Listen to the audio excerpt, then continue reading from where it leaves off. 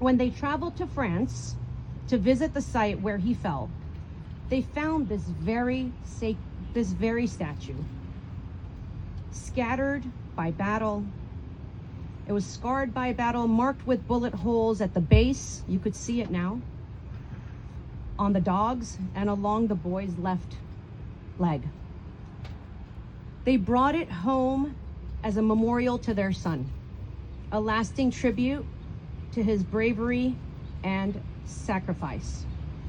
After Mr. Longyear's passing in 1941, his family donated the statue to the city of Beverly Hills, making it one of our first pieces in our fine arts collection. I see our fine arts commission here, and they're smiling at that, yes. Over time, it has come to symbolize remembrance, courage, and love, the very qualities that define our veterans and all who serve. This statue reminds us that behind every... So forgive me if I ramble.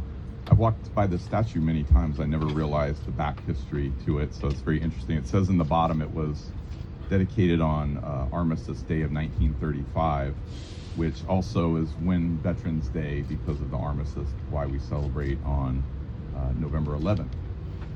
Also today is the 250th anniversary of the United States Marine Corps, if you did not know that. So later we'll be doing a Marine Corps cake cutting in the station, and that's always a fond day for me, is the Marine Corps birthday. Well, I want to thank all the veterans out there, first of all, the ones I know, the ones I don't know. Come up and tell me you're a veteran. I would guess I would just start by saying, you know, everybody thinks I'm a Marine, which I am, but I started out in the Navy. I joined and went to boot camp. In between the junior and senior year of my high school year, I was 17 years old. So I was the youngest, or one of the youngest, in my Navy unit.